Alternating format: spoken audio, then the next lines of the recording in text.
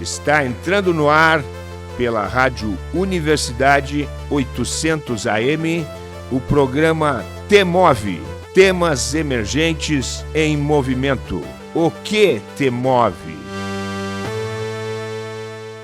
Olá, está começando mais um programa T-Move em sua 4ª temporada.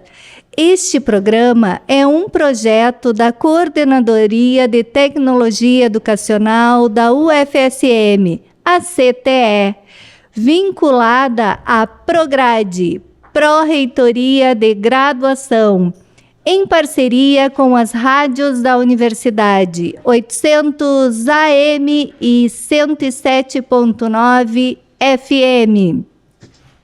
Eu sou a Maria Aparecida Azolim, pedagoga da Coordenadoria de Tecnologia Educacional e apresentadora deste programa.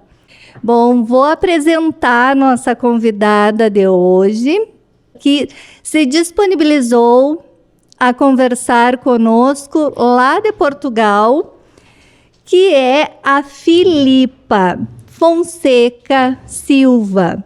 Nasceu no Barreiro em 1979. Foi publicitária, criadora de marcas e iniciou a sua carreira literária em 2011, com o livro Os 30, Nada é Como Sonhamos, cuja versão inglesa fez com que se tornasse a única autora portuguesa a atingir o top 100 da Amazon. Desde então, publicou mais 5 romances, 2 livros de humor e inúmeras crônicas, contos e ensaios. Alguns dos seus livros estão traduzidos em várias línguas em adaptação para o cinema. O primeiro, O Elevador, já pode ser visto no YouTube. Gosta de escrever sobre pessoas comuns e criar histórias que captem o cotidiano contemporâneo, explorando ao mesmo tempo dilemas intemporais. Em março de 2023, fundou o Clube das Mulheres Escritoras, uma plataforma de apoio mútuo entre autoras nacionais que tem como objetivo promover e celebrar a literatura portuguesa escrita por mulheres. Filipa, seja muito, muito bem-vinda ao T-Move. Muito obrigada eu pelo convite. Eu terminei de ler há pouco o teu livro, E Se Eu Morrer Amanhã? E te digo, nossa, que livro fantástico! Se me perguntassem hoje, se os ouvintes perguntassem que livro eu indicaria para ler, com certeza seria o teu livro. Oh, que bom, obrigada. O que eu achei assim, fantástico, porque ele é um romance cativante, envolvente, como eu acredito que um romance tem que ser, que prenda, né, o leitor. Mas ele tem assuntos que nos fazem pensar, refletir. Olha, fantástico. Parabéns pelo teu trabalho. Muito obrigada. Filipa, nós temos uma pergunta que assim, ó, nesses 4 anos de programa, ninguém escapa dessa pergunta. Ok. É o que dá título ao nosso programa. Filipa, o que te move? O que me move? Eu tenho, sei lá, eu tenho uma vontade de criar histórias que deixem alguma coisa nos leitores. Eu acho que é isso que me move, é passar uma mensagem, não é só escrever uma história e encontrar aqui um enredo e fazer uma história qualquer, o que também é válido, mas para mim o que me move é mais profundo do que isso, é mesmo sendo livros, e quase todos os meus leitores, mesmo aqui em Portugal, dizem que eu tenho uma escrita leve. Eu acho que quando dizem isso é leve no sentido de que para passarmos uma mensagem e para criarmos várias camadas numa obra, não precisa de ser tudo complicado, com vocabulário difícil, com narrativas esquisitas, é preciso encontrar um ponto e uma mensagem que do outro lado, quem nos lê, sinta que não está sozinho e que há alguém que compreende o que sentimos. Eu acho que essa é a beleza da literatura e é isso que me move enquanto escritora, é encontrar essas mensagens, essas histórias que tenham mais, que deem alguma coisa, que deixem alguma coisa no leitor quando ele fecha e acaba o livro. Nossa, muito legal. Eu realmente ficaram muitas coisas depois de ler E Se Eu Morrer Amanhã. E quem é a Filipa, não a profissional, quem é a Filipa pessoa? Bom, eu penso que sou mãe, pronto, isso é muito importante na minha vida, o meu papel de mãe. Sou uma pessoa um pouco introvertida, sou uma pessoa que gosta de praia, muito de praia e de calor. Às vezes até brinco a dizer que eu acho que se calhar a cegonha se enganou no hemisfério e eu devia ter aterrado desse lado do Atlântico. Eu sou uma pessoa que gosto muito de observar, gosto muito das pequenas coisas da vida, valorizo muito cada dia.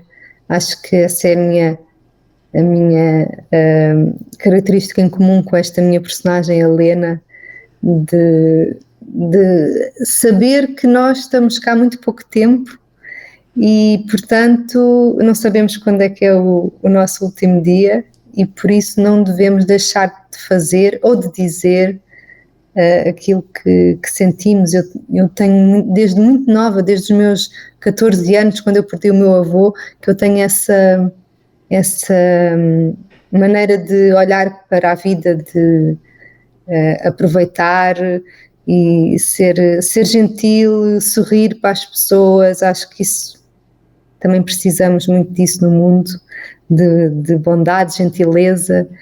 E sou uma pessoa extremamente criativa. Eu fui para jornalismo, achava que ia ser jornalista, queria muito, sou uma pessoa que vive muito inquieta com as injustiças, desde menina, desde a escola primária, que eu ficava muito aflita quando via injustiças ou quando comecei a descobrir que havia pessoas que passavam fome, que passavam frio. Aquilo sempre desde muito menina me fez muita confusão e eu acho que foi por isso que eu pensei em ser jornalista, porque eu acreditava que ia conseguir contar as histórias e dar voz às pessoas que não têm voz e expor as injustiças. Depois cresci e percebi que o jornalismo, infelizmente, não é já esse sonho de liberdade e de autonomia que era talvez, ou se calhar nunca foi, na verdade, mas então a minha criatividade também me levou para achar que eu não podia estar presa a factos. Eu tinha muito mais aqui dentro, esta imaginação e então foi por isso que eu fui primeiro para a publicidade, que era uma forma também de extravasar, de comunicar de outra forma, não é? É comunicação, mas é uma comunicação criativa e sempre quis escrever e, portanto, sempre tive esse sonho de dar, e agora dar voz a essas tais histórias, mas através da ficção. Nossa. Não sei se acho que fugi um pouco perfeito. É um bocadinho difícil falar sobre mim, quem é que eu sou, depende, há tanta coisa, não é? Quem é que eu sou? Acho que estamos todos também, às vezes, já à procura um pouco de quem somos, não é? Mas eu sei que eu tento ser uma boa pessoa, acho que isso é o principal. Tento ser uma pessoa gentil e acrescentar alguma coisa ao mundo, em vez de retirar. Ai, perfeito. Filipa, esse teu livro, E Se Eu Morrer Amanhã, que recém foi lançado no Brasil, ele conta a história da Helena, né? Uma mulher com mais de 70 anos, que o marido morre e nisso ela começa a viver, né? Tem toda a descoberta de si mesmo, da sua sexualidade. Eu queria que tu contasse como é que tu chegou nessa história, como é que foi a criação da Helena. Na verdade, a Helena é que apareceu na minha vida. Eu não fui à procura da Helena. Eu estava a escrever outro romance que saiu, entretanto, aqui em Portugal no verão passado, em junho do ano passado, aí em inverno. E estava ali numa fase assim meio travada, não sabia muito bem para onde levar a história, e ouvi a minha mãe contou-me de uma amiga que vive em França e que fazia companhia a uma senhora de 85 anos. E era uma senhora muito ativa, que estava ótima, muito vestia jeans e maquilhagem, e era uma pessoa estava super bem fisicamente e falava com as amigas, saía muito. Só que durante o Covid não podia sair e a minha mãe foi fazer-lhe companhia à casa dela e decidiram que, já que não tinham nada que fazer, podiam ir arrumar umas gavetas, arrumar uns armários. E foi aí que a amiga da minha mãe descobriu debaixo da cama dela uma caixa cheia de brinquedos sexuais e óleos de massagem e preservativo e roupa sexy, e a amiga da minha mãe, que tem uns 50 anos, ficou chocada, não é? Então, o que é isto? O que é que a senhora tem aqui? E a senhora disse com um ar muito natural: isto são os meus brinquedos, como se fosse uma coisa super normal na vida de toda a gente. E quando a minha mãe me contou esta história, eu fiquei fascinada, porque eu nunca tinha pensado sobre este assunto. E eu me considero uma pessoa muito liberal. Sou uma pessoa que não tem preconceito com sexualidade, géneros, tipos de relação, poliamor, sei lá, não tenho nenhum preconceito.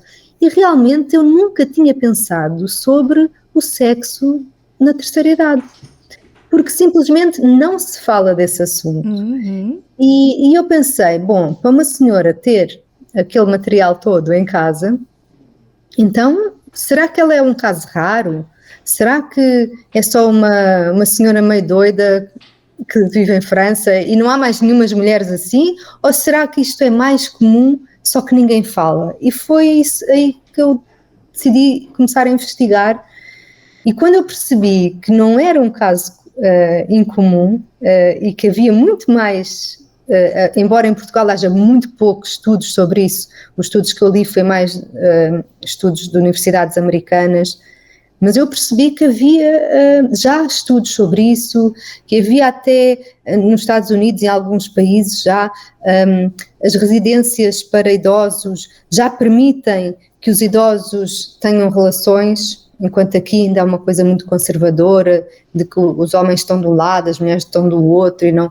Então começa a haver também estudos na medicina e os próprios médicos da especialidade de geriatria que começam também a falar sobre esses assuntos nas suas consultas e a mostrar que realmente é possível e até se aconselha que as pessoas se mantenham ativas no geral, mas também na sua sexualidade, se assim entenderem. E eu achei, ok, mas porquê é que ninguém fala disto? Eu nunca ouvi falar disto. Eu leio tanto e vejo tanta coisa, nunca ouvi. Então achei que era uma oportunidade única de falar deste assunto. E mais do que falar do assunto, eu achei que uma personagem como a Helena, uma protagonista, a figura principal de um livro, ser uma mulher com 80 anos, é quase inédito na literatura, ou até noutras artes. E mesmo quando há muito poucas mulheres com mais de 80 anos que sejam protagonistas. E quando há, normalmente são mostradas na sua fragilidade. Ou é a avó, ou é a senhora que está abandonada, a idosa que vive sozinha, que triste, ou é alguém que sofre de demência, ou é alguém que tem que ir para um lar, e portanto é sempre um drama. Nunca vi uma personagem de 80 anos que seja apresentada com leveza, com alegria, com vida, não é?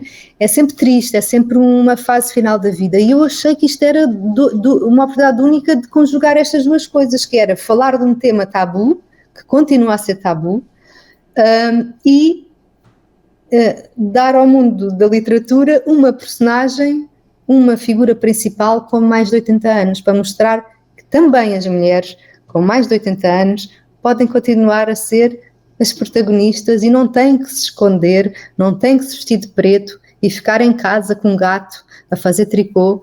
Podem sair, podem viver, porque lá está, só se vive uma vez e podemos todos morrer amanhã. Perfeito. E eu tive exatamente essa mesma impressão, eu me identifiquei muito com o teu comentário, porque realmente eu nunca tinha pensado sobre essa questão.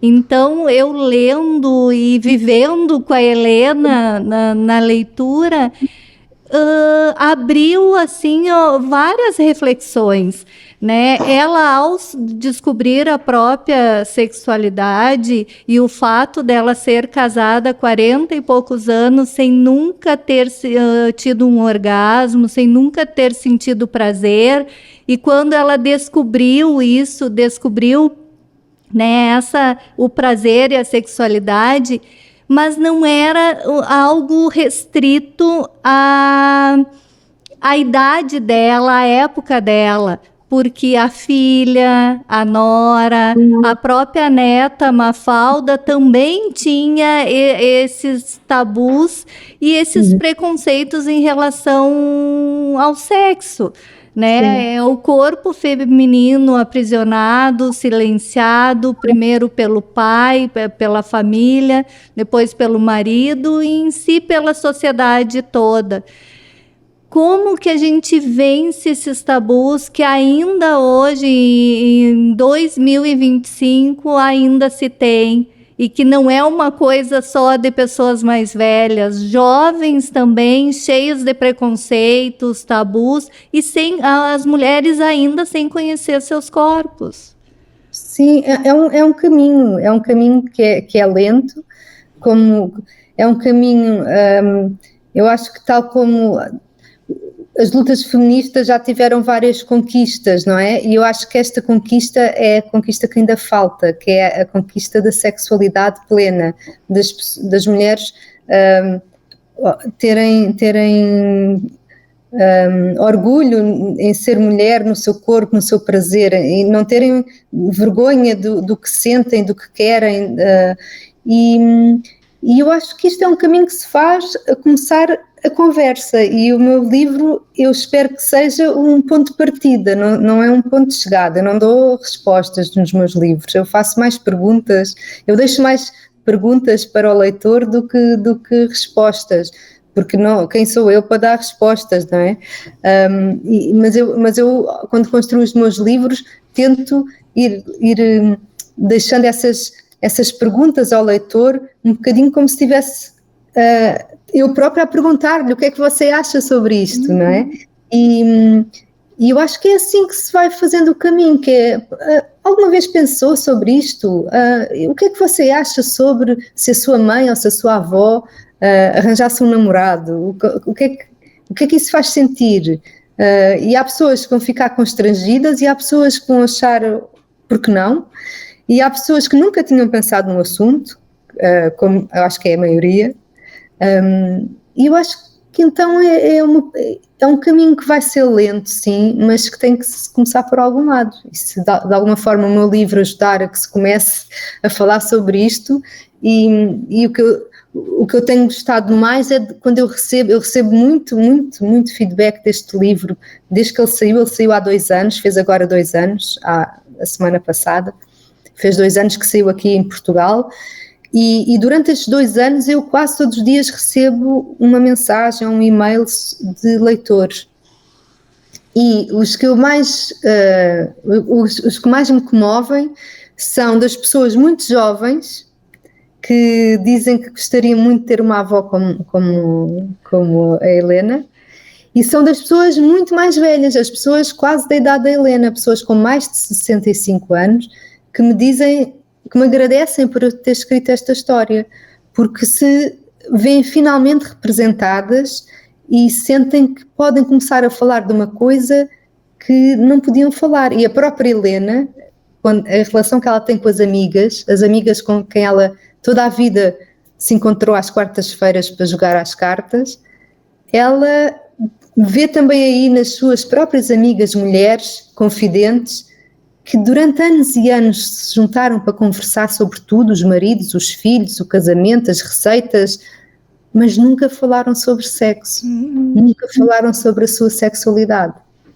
E então é um caminho, e nós temos que mostrar, normalizar estas conversas. E não é que eu acho que, de repente, à mesa do jantar, a avó vai falar com a neta sobre a sua vida sexual, não é isso. Mas nós próprios, aos poucos, percebermos que há espaço, há formas de abordar o assunto. Porque é um assunto importante. E perceber o sexo como algo natural, né? Eu, quando terminei de ler, eu pensei assim, nossa, eu vou começar a trabalhar para que quando eu chegar nos meus 80 anos, eu quero ser como a Helena. Porque mesmo achando, eu não tenho preconceitos, não tenho tantos tabus, mas a gente nasce nessa sociedade com essa cultura patriarcal, né? Então eu acredito que romper esses tabus da gente mesmo é algo constante, diário, mas que a minha meta é me tornar uma Helena aos 80 anos, com certeza. Sim, eu acho que é aqui um problema de uma sociedade, foram muitos séculos de patriarcado, não é? E foram muitos séculos em que as mulheres não tinham espaço, não tinham como usar a sua voz e não tinham como refletir também sobre esses assuntos, não é? E quem diz a sexualidade diz outras questões femininas, que as mulheres simplesmente não podiam falar, não podiam discutir, e acaba por nós muitas vezes nos autossabotamos por causa disso, não é? Fazemos-lo às vezes em relação aos filhos, que nós achamos que só nós é que sabemos cuidar, ou que só nós é que o pai quer ajudar, mas nós não queremos que ele ajude, porque ele não sabe como é que se dá o banho, como é do nosso jeito, não é? Então nós muitas vezes nos autossabotamos com estas, porque foram muitos séculos de educação de que nós é que temos que fazer de uma certa maneira e agir de uma certa maneira e que o nosso lugar é um certo lugar, e só nos últimos 50 anos é que aos poucos as mulheres têm vindo a bater com o pé e a abrir as portas e a criar o seu espaço para falar destas coisas. Portanto, é natural que isto ainda seja, ainda é muito devagar, mas eu acho que chegaremos lá. Eu até anotei que na página 13 a Helena se pergunta que seriam as mulheres geneticamente programadas de cuidar os outros. E eu fiquei pensando, geneticamente não é, porque os homens também têm essa capacidade do cuidado, da delicadeza, da gentileza, que por muito tempo foi associada às mulheres, né? Mas o homem também tem essa capacidade, só que culturalmente foi colocado como algo feminino, né? Como algo que deveria ser feito pelas mulheres, né? E eu acho que muitas vezes os homens nem sequer têm essa hipótese de participar mais nestas coisas, porque lá está, os papéis foram tão definidos que eu nunca vejo isto como culpa dos homens, nada destas questões. Eu acho que haja aqui uma culpa, que se é culpa dos homens, se é culpa das mulheres, mas eu acho é que existe efetivamente esta educação que muitas vezes afasta os homens quando eles próprios gostariam de estar mais presentes ou que também terem um papel mais ativo. Filipa, e essa pergunta, e se eu morrer amanhã? O que tu já te fez essa pergunta? Ou tu ainda tem coisas que gostaria de fazer e ainda não fez? Mas a partir dessa ideia, e se eu morrer amanhã, o que tu não pode deixar de fazer? Bom, sim, eu tenho muito, como eu dizia ao início, eu tenho muito esta premissa comigo do que é que das coisas que eu sei que eu não vou conseguir fazer e de tentar aproveitar cada dia. E há realmente muitas coisas que eu ainda tenho na minha lista. Bom, viagens então são muitas mesmo. Lugares que eu gostaria de conhecer são imensos. Eu acho que o mundo é tão grande e inspirador e viajar é um privilégio, é uma riqueza tão grande de irmos para um sítio desconhecido e descobrir como é que as pessoas lá vivem e quais são as suas preocupações, os seus sonhos, que no fundo eu acho que, se bem que eu ainda não conheço, nem estou perto de conhecer o mundo inteiro, mas pelo que eu conheço, eu sei que temos sempre em comum, eu acho que todo o ser humano que quer é ter segurança e amor, e eu acho que isso é transversal a qualquer cultura, a qualquer religião, a pessoa sentir-se segura e sentir-se amada, acho que é comum à humanidade. E além de viajar, não sei, eu gostaria de ter uma fundação um dia, se os meus livros permitirem. Gostaria muito de ter uma fundação que de alguma forma fosse cujo objetivo fosse a educação das crianças. Eu acho que todos os problemas do mundo têm por base, ou têm como a esperança da resolução desses problemas está na educação. Porque as pessoas educadas, as pessoas informadas vão tomar melhores decisões, vão saber ouvir o outro, vão saber não cair nos populismos, nos extremismos. E eu acho que isso é o que eu acho mais importante, é mesmo educar as crianças, dar-lhes oportunidade para elas conhecerem e tomarem as suas próprias posições e conclusões, sobretudo lerem algo que mostrasse ao mundo a importância do livro de ficção, como é que a ficção nos abre horizontes e nos ajuda a criar empatia, a colocar-nos no lugar do outro. Acho que estamos todos muito longe dos números aceitáveis de leitura, e seja no Brasil, seja na Europa, as pessoas leem pouco. Muito. Cada vez há mais distração, há mais por onde a nossa atenção dispersar, e o livro também é um momento de acalmar, de focar, que é uma coisa que eu sinto, e tenho filhos com 13 e 11 anos, eu sinto que essas gerações mais novas estão a perder o foco, estão a perder a paciência, e estão a perder esta capacidade de ver o livro como uma forma de entretenimento, de conhecimento, de chegar a outros lugares. Por isso, sim, é um dos meus planos, se não morrer amanhã, um dia ter uma fundação ligada à educação das crianças. Nossa, que legal. É uma grande preocupação que eu tenho em relação às crianças, é justamente essa, que as crianças estão lendo menos, substituindo a leitura pelas telas, né, onde vem tudo pronto. E isso, né, já é comprovado que diminui a criatividade, a capacidade imaginativa. Então, realmente, é algo que me preocupa muito. Sim, sim.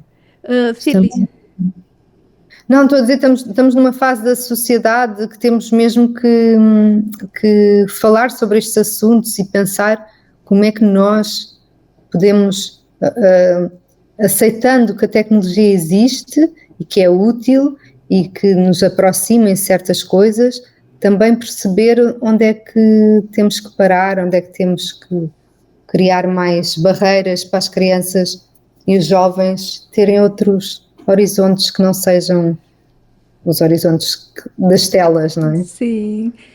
E qual é o teu processo criativo? Tu escreves sobre a vida, né? As relações humanas. Qual é o teu processo? Da Helena, né? Tu estava em construção quando ficaste sabendo de uma história. Mas e dos outros livros? Como é que é esse processo? A história já vem desenhada e tu senta e escreve. O que te inspira? Bom, eu sou uma escritora com muito método, porque os primeiros 5 livros que eu escrevi, eu ainda estava a trabalhar na publicidade a tempo inteiro. Ou seja, o meu tempo para escrever era muito limitado e também tinha 2 crianças muito pequenas. Então eu tinha que ser muito metódica e ter muitas anotações, estruturar muito bem o que eu queria fazer, porque eu podia hoje ter disponibilidade para escrever um capítulo inteiro e depois só voltar a pegar no livro 3 dias depois, porque havia mais trabalho, ou a criança ficou doente, tanta coisa que acontece. A ideia do escritor que está o dia todo em casa, isso é uma fábula. Na maioria, acho que 90% dos escritores do mundo têm que trabalhar noutra coisa porque não conseguem viver só da escrita e, portanto, tem essa imagem romântica do escritor que está fechado na sua casa e que só madrugada dentro a escrever. Isso não é vida real. Muito menos das escritoras mulheres. Sim. Então eu sempre tive esse método de, ok, eu não posso perder, por isso eu tenho que estruturar o meu livro. Eu normalmente faço uma linha do tempo, onde eu vou colocando os acontecimentos que eu quero contar, para também não me perder e pensar, ok, isto foi no verão, isto foi no inverno, isto foi no ano X, quantos anos é que ela tem em 1985, não é? Eu tenho que saber quando é que ela nasceu. Depois faço sempre umas mini biografias das personagens, para também ter sempre presente as características principais, físicas, mas também da personalidade da personagem. Ou seja, isto é tudo um trabalho de entre 3 a 6 meses, que é um trabalho na minha cabeça. É um trabalho na minha cabeça e nas minhas anotações. E quando eu parto para a escrita, o livro já está meio escrito. Eu já sei onde é que eu quero chegar, já sei os acontecimentos principais, ou seja, os episódios já sei qual é a mensagem que eu quero passar com este livro, mas depois os outros 50% é o deixar fluir, é o deixa lá ver onde é que a personagem quer ir, não é? E, por exemplo, o final deste livro, E Se Eu Morrer Amanhã, foi um final que só chegou muito tarde, já estava bem avançada na escrita quando eu decidi como é que seria o final, porque acho que a própria personagem, à medida que vai sendo construída e que ganha vida na escrita, ela acaba por... Isso não é um mito. O mito do escritor do dia todo em casa é mito, mas o mito das personagens que ganham vida própria não é mito, é verdade. Elas ganham vida própria e muitas vezes vão contra o que nós tínhamos pensado inicialmente sobre elas. Portanto, pronto, quando eu me lanço mesmo na escrita, já vou com uma estrutura na minha cabeça. Não sou escritor livre de ficar... Eu acho que isso é para quem tem, lá está, o tal tempo que eu, como mãe e como mulher e como a trabalhar noutras coisas, nunca teria o tempo de estar fechada durante 1 mês ou 2 só a escrever. E as ideias... Bom, eu sou muito observadora, acho que é uma característica dos escritores e que também já vem também desse meu desejo anterior de ser jornalista. E às vezes basta uma cena, uma pessoa, uma história ouvida no restaurante que as minhas antenas captam e eu penso, oi, espera aí, isto estava um bom diálogo, ou isto estava uma boa personagem, mas normalmente ou a história acontece como a Helena, que é baseada em algo real, não tudo, mas houve ali qualquer coisa que aconteceu e depois eu inventei tudo à volta dessa personagem ou desse acontecimento. Já escrevi vários livros assim.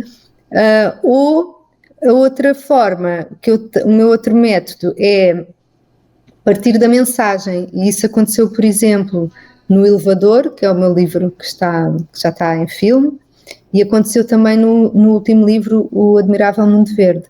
No Elevador eu queria muito falar sobre os problemas da comunicação entre casais, porque eu estava numa fase da minha vida onde eu via muitos casais a divorciarem-se e muitas separações, e eu como às vezes conhecia a mulher e o meu marido conhecia o homem, e nós ouvíamos a história, cada um de nós ouvia a história dos respectivos amigos, e quando eu e o meu marido nos juntávamos, pensávamos, então mas porquê é que eles não falam com o outro?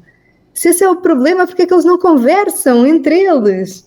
E eu pensei, o que é preciso acontecer para um casal que já se odeia, já está numa fase que tudo irrita, tudo é irritante, o que é que pode acontecer para eles falarem, para serem obrigados a falar? E prendi-os no elevador.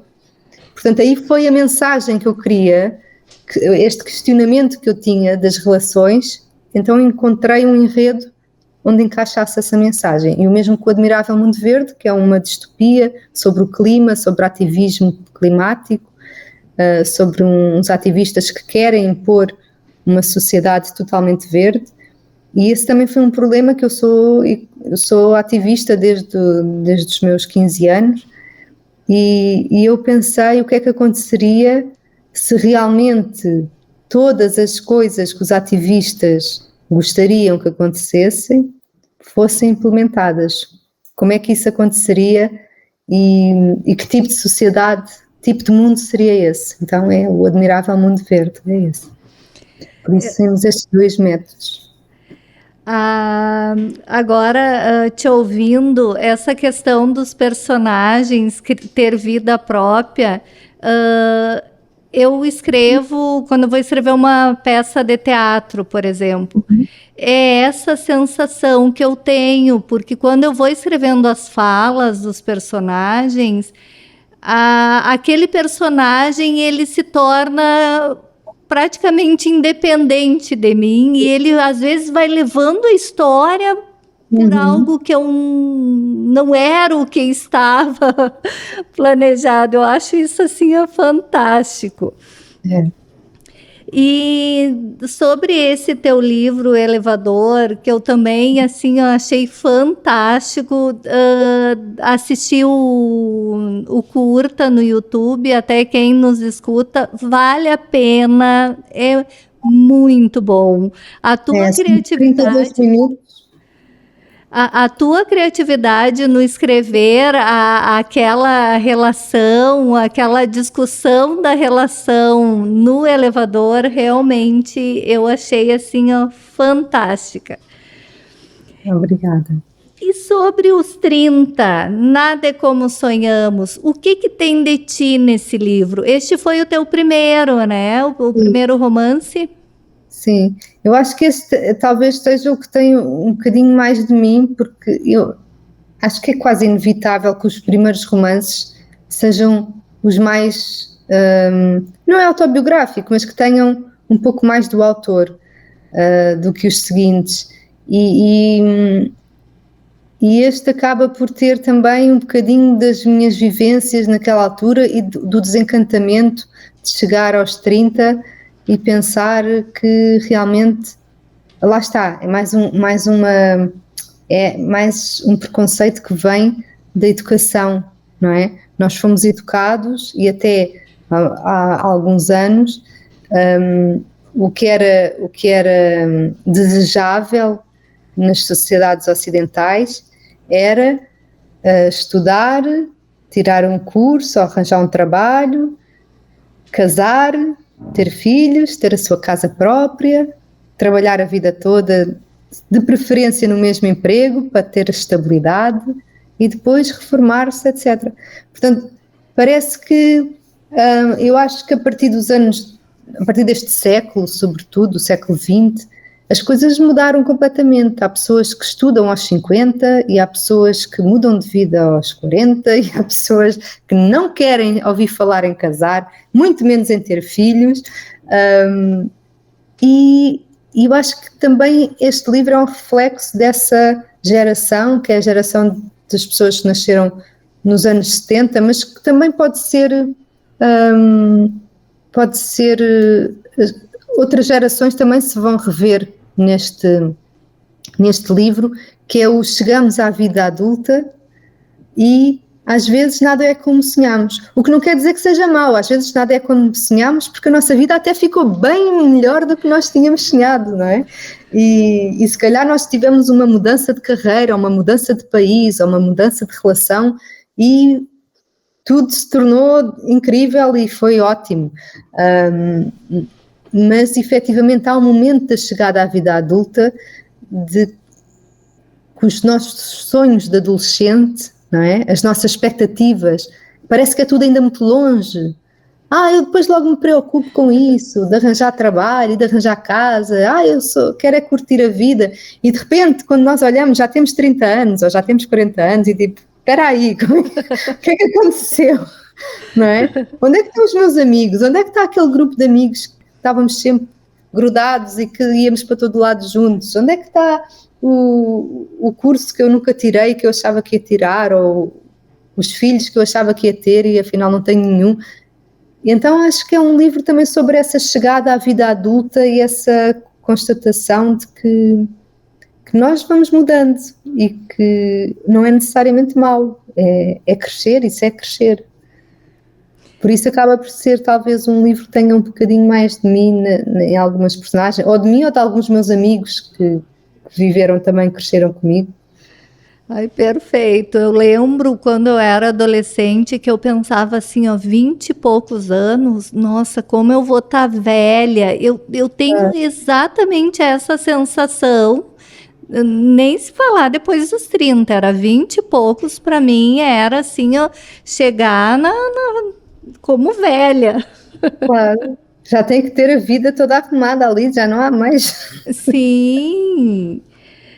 Filipa, ainda sobre Se Eu Morrer Amanhã, sobre essa busca pela eterna juventude, no Brasil é um dos países que mais fazem cirurgia plástica, perdendo apenas para os Estados Unidos.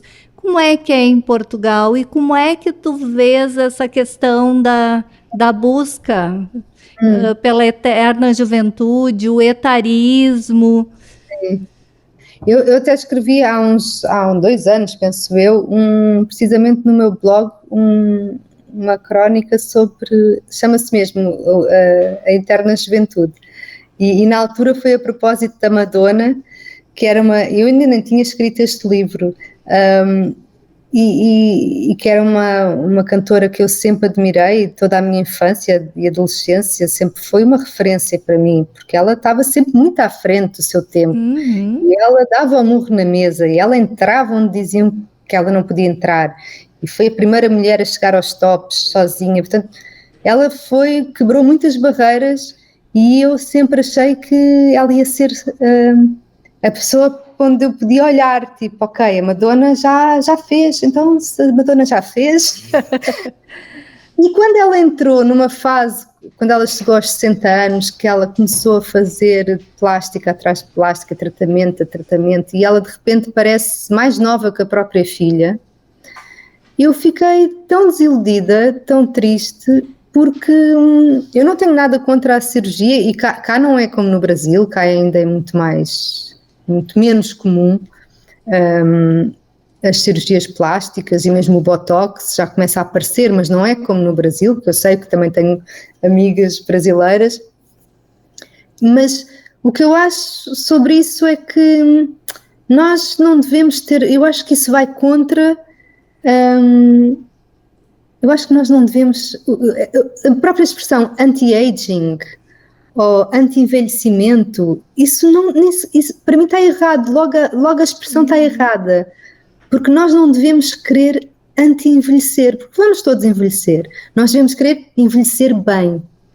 E envelhecer bem é nós estarmos o melhor possível, mas na nossa idade, não é? Agora, se eu quero tirar um pouco da ruga, ou quero ter pele mais firme, tudo certo, ou o peito maior, está tudo certo. Mas desde que eu com 45...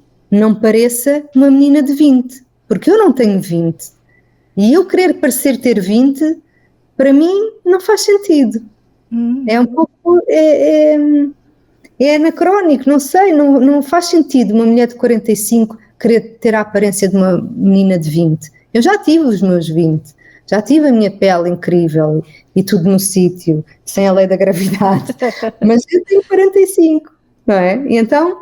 ok, se a pessoa sente que precisa pôr um pouco de botox, fazer uns peelings, fazer um facelifting, desde que seja uma coisa natural e que lhe continue a dar a sua idade mais ou menos, não é? Pode tirar 5 anos, 10 anos, mas ok, é uma pessoa nos seus 40, tá? Agora, não faz sentido uma mulher de 40 querer parecer uma menina de 20, para mim não faz sentido, respeito quem faça, e acho que este culto da eterna juventude, este culto de que só o que é bom é o que é jovem, só o que é bom é o que é belo, isso é uma pressão enorme, é uma falácia, é uma mentira, porque a beleza de cada ruga, de cada cabelo branco, de cada...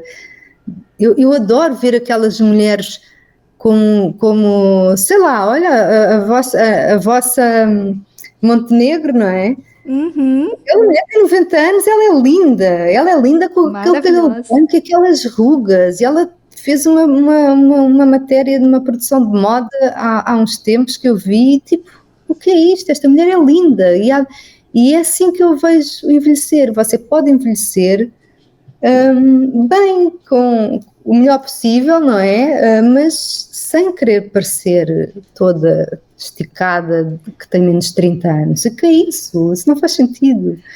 E eu acho que é muito perigoso nós andarmos atrás deste mito de eterna juventude, porque o que interessa não é tomar o Ozempic e ficar magra e parecer ter menos de 20 anos. O que interessa é a pessoa ter saúde, ir para o ginásio não para ficar magra, mas para ficar forte, para ter músculo quando chegar aos 70 anos, 80 anos, poder levantar-se sozinha, não é? Levar os sacos das compras sozinha, ter mobilidade, ter energia. Isso deve ser a nossa preocupação, é a saúde e o bem-estar. Porque a beleza, para mim, é muito mais importante a que vem de dentro do que a que está fora, não é? Com certeza, e cada fase tem a sua beleza, né? Claro. E a gente tem que aprender, a cultura tem que aprender que a fase, né, os idosos também têm a sua beleza, né? Claro que sim, a sua beleza é mais do que isso, tem o seu espaço. Sim. É uma coisa que eu não gosto nada de ouvir os idosos dizer, é no meu tempo.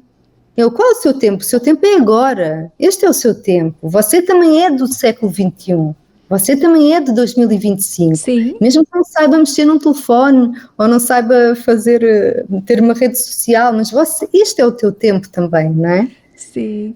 Filipa, como eu gostaria de mais tempo, porque que conversa gostosa, que conversa importante, e assim, ó, queria mais, mas... Eu é que agradeço esta oportunidade, que eu acho que estes são temas realmente muito importantes e não deixar a conversa morrer e falarmos destas coisas. Com certeza. Filipa, rapidinho nos diz quais são teus projetos para o futuro. Bom, eu comecei este mês um novo romance, portanto para o ano terei, pelo menos em Portugal, mais um romance. Eu espero que a minha editora no Brasil também publique os meus outros romances. Acho que sim, acho que poderá acontecer e é um projeto que eu gostava muito de levar mais livros meus ao Brasil. E vou agora lançar no próximo mês o meu primeiro livro infantil, o meu primeiro livro para criança, que é sobre um camaleão. Então tem muitos projetos e pronto, e tentar levar o meu livro a mais línguas, mais públicos diferentes, porque eu acho que esta história é uma história que é uma história transversal, não é? É uma história que faria sentido em qualquer sociedade. É importante falar sobre isto e levar a Helena aí pelo mundo. Com certeza, e eu vou ficar na torcida e no aguardo para que chegue aqui no Brasil rapidinho. Muito bom, obrigada. Filipa, muito, muito obrigada por estar aqui conosco no Temove. E agora, nos próximos lançamentos, vou te contactar para que a gente converse novamente. Muito obrigada mesmo por esta oportunidade. Um beijinho a todos os ouvintes aqui de Lisboa. Estamos longe fisicamente, mas aí está uma vantagem da internet, né? Porque ficamos pertinho. É verdade. O Temove vai ficando por aqui. Eu sou a pedagoga da CTE, Maria Aparecida Zolim, e apresentadora deste programa, aqui nos estúdios da Rádio Universidade 800 AM e 107.9 FM. Você pode ouvir novamente essa e as outras edições do nosso programa no YouTube, no canal CTE UFSM. Também estamos no Spotify. É só buscar Temove UFSM e ouvir nossos podcasts com as nossas entrevistas.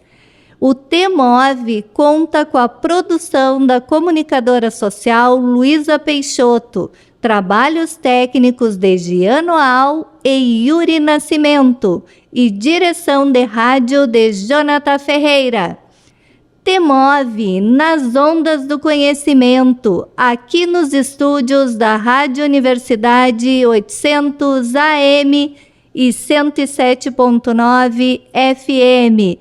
Até semana que vem e que sua semana seja leve e muito feliz.